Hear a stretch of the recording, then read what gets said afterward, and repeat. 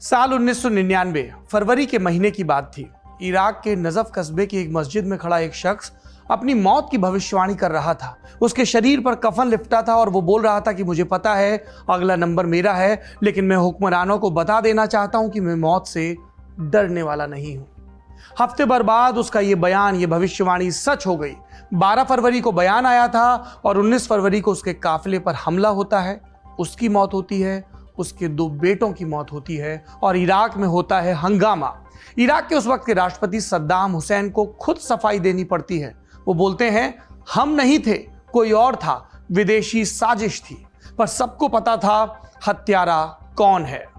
मारे गए शख्स का नाम था अयातुल्लाह मोहम्मद सादिक अल सद्र, इराक के शिया समुदाय के जाने माने धर्मगुरु। और उस साल सिर्फ उनकी नहीं, इराक के और भी कई शिया धर्मगुरुओं की हत्या हुई थी। इनके पीछे सद्दाम और उनकी बाथ पार्टी के लोगों का हाथ बताया गया था।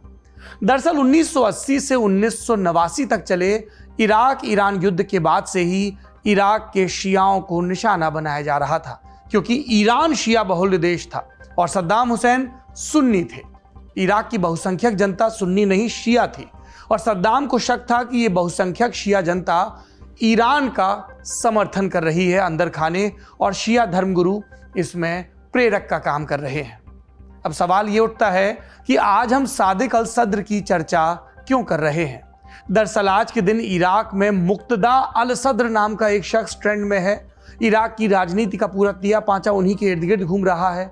उन्हें किंग मेकर का दर्जा मिला हुआ है और 27 जुलाई को उनके समर्थकों ने इराक की संसद पर कुछ घंटों के लिए कब्जा कर लिया था। संसद खाली तब हुई जब मुक्तदा अल सद्र ने ट्वीट कर वापस लौटने को कहा। और ये मुक्तदा जो बम हमले में मारे गए थे, अयातुल्लाह मोहम्मद सादिक उनके बेटे हैं, शिया धर्मगुरु के बेटे, जिन्हें शहीद का दर्जा है। तो आज हम जानेंगे कि इराक में मौजूदा राजनीतिक संकट क्या है कि संसद पर कब्जे की नौबत आ गई। इन प्रदर्शनकारियों की मांग क्या है, इराक का नया संविधान, नया कानून क्या है, पेच क्या है और इन सब में ईरान की भूमिका क्या है। नमस्ते, मेरा नाम सौरभ द्विवेदी है और आप देखना शुरू कर चुके हैं लल्लन टॉप का अंतरराष्ट्रीय प्रसंगों से जुड़ा रोजाना का कार्यक्रम दुनियादारी। Brought to you by Kuku FM. Download the app now. दुनियादारी के इस एपिसोड के सहयोगी हैं कुकू FM। ये एक ऑडियो प्लेटफॉर्म है जहां पर आप किताबें सुन सकते हैं। अगर आप इस ऑडियो प्लेटफॉर्म का प्रीमियम सब्सक्रिप्शन लेते हैं तो आपको 50% की छूट मिल सकती है। पहले 500 यूजर्स के लिए ऑफर है, आपको कोड डालना पड़ेगा LT50। दुनियादारी को अब आगे बढ़ाते हैं, रुख करते हैं इराक का, जिसके मौजूदा राजनीतिक संकट की कहानी शुरू होती है कुछ बरस पहले से। कुछ बरस पहले क्या हुआ था, चुनाव के नतीजे आए थे और ये कुछ ज्यादा कुछ नहीं, एक ही बरस है, आएंगे उस पर उससे पहले आप इराक से जुड़े कुछ फैक्ट्स पर नजर डालिए, ताकि वहां पर आपको जो पॉलिटिकल रिफॉर्म्स हुए हैं और जो मौजूदा पॉलिटिकल स्ट्रक्चर है उसके बारे में समझ में आ जाए। इराक की जनसंख्या लगभग 4 करोड़ है। इसमें 55% के लगभग शिया मुस्लिम है, सुन्नी 30% के लगभग है। तीसरा सबसे बड़ा गुट कुर्द मुस्लिमों का है जो 12 से 15% के लगभग हैं। बाकी में अल्पसंख्यक आते हैं। जनसंख्या वितरण से साफ समझ में आ रहा है शिया सबसे ज्यादा राजनीतिक शक्ति रखते हैं, कुर्द अपेक्षाकृत कम रखते हैं। दिसंबर 2006 में सद्दाम हुसैन को अमेरिका के हमले के बाद ट्रायल चलाकर फांसी पर चढ़ा दिया गया था, लेकिन इससे 1 साल पहले 2005 में इराक में नया संविधान बन गया था और इस नए संविधान के तहत तय हुआ था कि शियाओं, सुन्नियों और कुर्दों के लिए पॉलिटिक्स में कोटा तय हुआ कि अब से देश का राष्ट्रपति हमेशा कुर्द समुदाय से होगा, जो संख्या में नंबर 3 पर है। संसद में स्पीकर का पद सुन्नियों के लिए आरक्षित रहेगा और सरकार में सबसे ताकतवर पद प्रधानमंत्री का मिलेगा शियाओं को। इस नए संविधान में कुछ चीजें और भी तय हुई थी। इस संविधान ने इराक को 18 अलग अलग सूबों में बांट दिया था। इनमें से 4 सूबों में कुर्द बहुसंख्यक हैं। अलग कुर्दिस्तान देश की मांग से समझौता करने के लिए इन सूबों को विशेष अधिकार भी दिए गए थे। मसलन इनके पास अपना अलग सुरक्षा बल है। अब जरा समझते हैं इराक की संविधान के हिसाब से बनी नई संसद के बारे में। इसका नाम है काउंसिल ऑफ रिप्रेजेंटेटिव्स। संसद में सदस्यों की कुल संख्या 329 है। ये सदस्य आम चुनाव के जरिए चुने जाते हैं। संसद के ये सदस्य राष्ट्रपति का चुनाव करते हैं। राष्ट्रपति का पद जीतने के लिए, उस चुनाव को जीतने के लिए कम से कम 2/3 सदस्यों के समर्थन की जरूरत होती है और ये 4 साल का कार्यकाल होता है और एक व्यक्ति 2 ही बार बन सकता है। ये ब्यौरे याद रखिएगा, आगे काम आएंगे। अब आते हैं प्रधानमंत्री के पद पर। इस प्रधानमंत्री के पद पर पहुंचने के लिए संसद में साधारण बहुमत की जरूरत होती है। 329 का आंकड़ा है, तो 165 सांसदों का समर्थन यदि किसी व्यक्ति, किसी पार्टी, किसी गठबंधन को है तो उसका नेता प्रधानमंत्री बन सकता है। इराक में हमारे देश भारत की तरह फिलहाल मल्टी पार्टी सिस्टम है, तो बहुमत हासिल करने के लिए कई बार पार्टियां आपस में गठबंधन भी करती हैं। यह भी एक की रहने वाली है आगे समझने के लिए। आपने राजनीतिक सिस्टम की तकनीकियां समझ ली। अब ताज़ा तरीन मुद्दे पर आते हैं, जिसकी शुरुआत आम चुनाव से हुई। इराक में ये आम चुनाव अक्टूबर 2021 में हुए थे, पिछले आम चुनाव। इस चुनाव में मुक्तदा अल सद्र की पार्टी जो है, सदरी मूवमेंट, ये सबसे बड़ी पार्टी बनकर उभरी। उन्हें 329 में 73 सीटों पर जीत हासिल हुई। लेकिन सबसे बड़ी पार्टी होने के बावजूद आप देख सकते हैं वो 165 के बहुमत के आंकड़े से काफी दूर थे। अब उन्हें जरूरत थी बाकी पार्टियों से गठबंधन करने की, पर यहीं पर पेच फंस गया। सदरी मूवमेंट शियाओं की सबसे बड़ी पार्टी है, लेकिन ये बाकी पार्टियों के मुकाबले ज्यादा राष्ट्रवादी फ्लेवर की है। ये इराक के पड़ोस में जो ईरान है उससे बहुत अच्छे ताल्लुक रखने की हिमायती नहीं है। क्यों? क्योंकि इसको लगता है कि ईरान इराक की इन शिया पार्टियों को समर्थन देकर अपने प्रभाव में रखना चाहता है, लेकिन जो बाकी शिया पार्टियां हैं वो ईरान के साथ अच्छे रिश्ते रखने चाहती हैं। मुक्तदा की पार्टी सदरी मूवमेंट इसके हक में नहीं है और इसीलिए मुक्तदा और उनकी पार्टी को बाकी शिया पार्टियों का समर्थन नहीं मिल रहा है। वो ईरान का समर्थन नहीं करते, ईरान पर इराक में राजनीतिक दखल का आरोप लगाते हैं, बदले में उन्हें समर्थन नहीं मिलता। अक्टूबर 2021 में जब नतीजे आए तो उसके बाद सदरी मूवमेंट और बाकी शिया पार्टियों के बीच गठबंधन की कोशिश इन सब के बावजूद हुई थी। इसे सुन्नी पार्टियों का और कुर्दिश डेमोक्रेटिक पार्टी का समर्थन भी मिला था, लेकिन फरवरी 2022 तक तमाम कोशिशों के बावजूद इस गठबंधन के प्रधानमंत्री के नाम पर सहमति नहीं बन पाई थी। और इसके बाद मुक्तदा ने किया एक बड़ा फैसला। उन्होंने अपने सदरी मूवमेंट के सभी 73 सांसदों से कहा इस्तीफा दे दो, और उन्होंने इस्तीफा दे दिया। इसके बाद संसद में सदस्यों की संख्या घट गई, बहुमत का आंकड़ा बदल गया और फिर बाकी शिया पार्टियों ने नए सिरे से गठबंधन की कोशिश शुरू कर दी और एक गठबंधन बन भी गया। इसे ईरान का समर्थन भी हासिल था। इसका नाम रखा गया कोऑर्डिनेशन फ्रेमवर्क। अरब वीकली की रिपोर्ट के मुताबिक सदरी मूवमेंट के सांसदों के सामूहिक इस्तीफे के तुरंत बाद इस फ्रेमवर्क ने सरकार बनाने की कवायद शुरू कर दी थी और जुलाई के पहले हफ्ते तक 2 लोगों का नाम पीएम पद के लिए भी सामने आ गया था। इसमें एक थे पूर्व प्रधानमंत्री नूरी अल मलकी और दूसरे थे मोहम्मद शिया अल सुदानी। मलकी और सुदानी। लेकिन 20 जुलाई को हुए एक घटना ने समीकरण बदल दिया।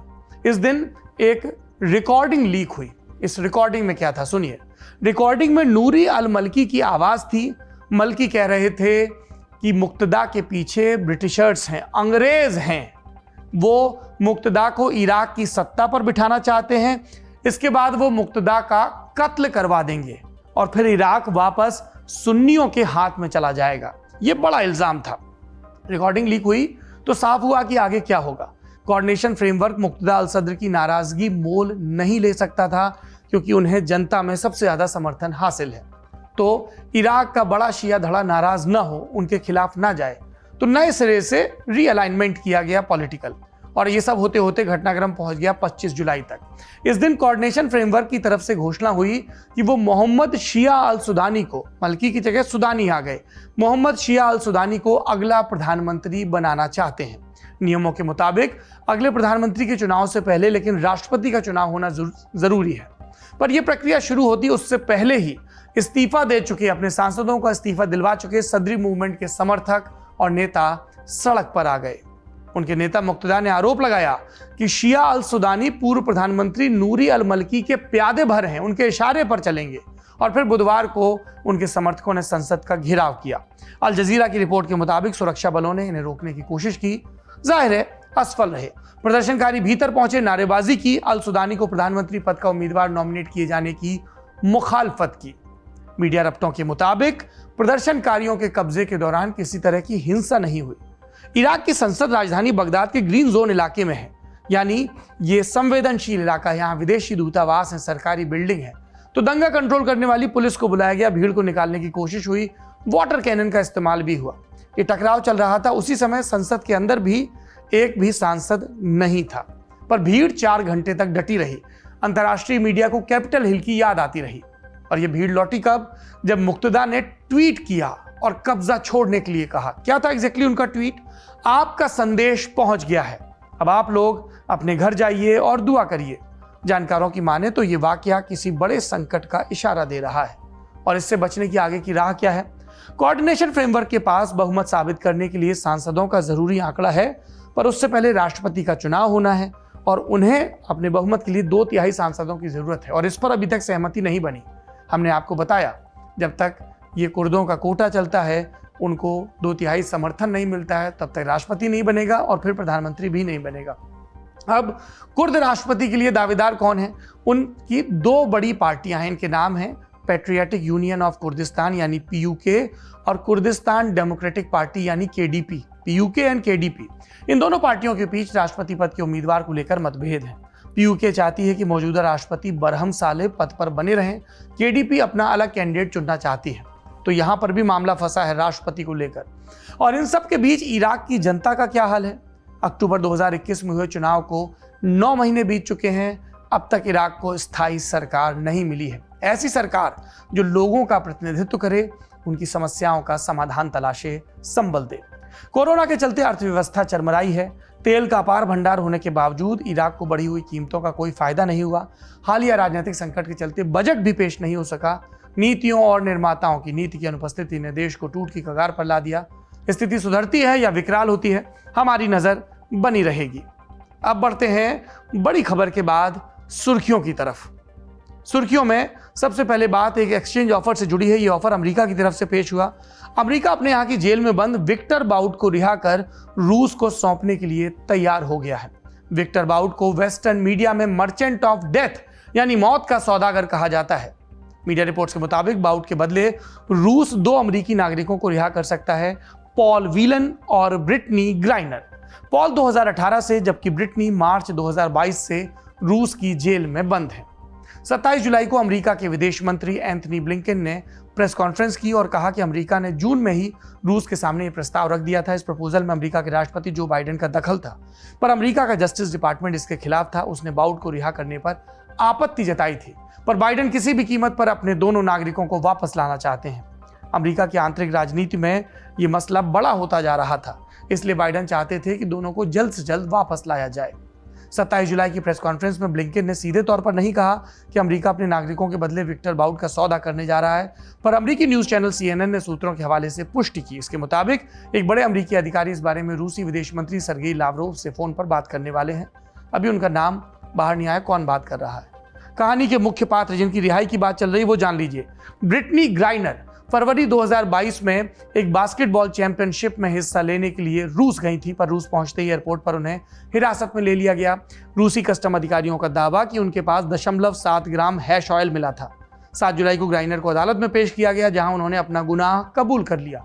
कहा कि मैं जानबूझकर ये ड्रग्स नहीं लाई थी, जल्दबाजी में सामान पैक करते समय डब्बा बैग में छूट गया। कानून तोड़ने का कोई इरादा नहीं था, पर अदालत ने उन्हें दोषी करार दिया। इस मामले में उन्हें कम से कम 10 साल तक की सजा हो सकती है। अब ये पॉल व्हीलन कौन है? उन्हें 28 दिसंबर 2018 में मॉस्को में गिरफ्तार किया गया। जासूसी का आरोप लगा। रूस आए तो उनका एक रूसी दोस्त उन्हें कई जगहों पर घुमाने ले गया। 28 दिसंबर की सुबह जब वो होटल में तैयार हो रहे थे तो उन्हें गिरफ्तार कर लिया गया। बाद में पता चला कि उनकी गिरफ्तारी के पीछे उनके रूसी दोस्त का हाथ है। ये दोस्त रूस की FSB के लिए काम करता था, वहां की सुरक्षा एजेंसी। व्हीलन पर आरोप लगाया गया कि उसने अमेरिकी खुफिया एजेंसी CIA ने उसे मॉस्को में एक फ्लैश ड्राइव के लिए भेजा था, लाने के लिए। गिरफ्तारी के बाद व्हीलन को अलग अलग रूसी जेलों में रखा गया। मुकदमे चले और जून 2020 में 16 बरस की सजा सुनाई गई। व्हीलन पहले अमेरिका की नौसेना में काम कर चुके हैं। वो हमेशा से अपनी बेगुनाही का दावा करते रहे। उनका कहना है कि वो बेकसूर हैं और रूस की घिनौनी राजनीति और फर्जी मुकदमे का शिकार हुए। पॉल के पास ब्रिटेन, कनाडा और आयरलैंड की भी नागरिकता है, तो वो देश भी उनकी पैरवी कर रहे थे। अब विक्टर बाउट जो रूस का है, उसकी क्या कहानी है, जिसके बदले रूस इन 2 अमेरिकी नागरिकों को रिहा करने के लिए राजी हो गया है।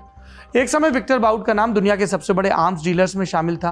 करियर की शुरुआत सोवियत मिलिट्री के साथ की। 1991 में सोवियत संघ का विघटन हुआ तो सेना छोड़ी, और उसके बाद जो उसका हथियारों का भंडार था, धूल खा रहा था, बाउट ने इसे दुनिया भर में बेचना शुरू किया, बंदूक से लेकर एंटी एयरक्राफ्ट मिसाइल तक। अमेरिकी एजेंसियों का आरोप है कि उसने अलकायदा और तालिबान के साथ भी हथियारों का सौदा किया। वो 2008 में बैंकॉक से गिरफ्तार किया गया, फिर प्रत्यर्पित कर अमेरिका लाया गया। 2011 में अदालत ने उसे 25 साल के लिए जेल भेजा। उसकी सजा 2036 में पूरी होती, पर रूस का कहना है कि उन्हें बाउट अभी चाहिए। बाउट के वकील ने साफ कहा कि जब तक उनके क्लाइंट की रिहाई नहीं होती तब तक रूस की कैद से कोई अमेरिकी नागरिक वापस नहीं आएगा। ये एक इकलौती सुर्खी थी आज की दुनियादारी में। अब यहाँ पर शो समाप्त होता है। आपको ये प्रसंग कैसे लगे और कौन से मसले हैं दुनिया के जिन पर आप जानकारी चाहते हैं, कमेंट बॉक्स में ज़रूर बताइए। दुनियादारी का ये एपिसोड पसंद आया तो आप इसे शेयर भी करिए। और आज बरसों बात कर रहा हूँ अपील, अगर आपको लल्लन टॉप पसंद है तो दोस्तों, यारों, परिवार वालों को सबको फटाक से इसका यूट्यूब चैनल सब्सक्राइब करवाइए। फेसबुक पर देख रहे हैं तो पेज को लाइक करवाइए और हमारी ऐप भी आ गई, आप उसको भी डाउनलोड कर सकते हैं। शुक्रिया, शुभ रात्रि।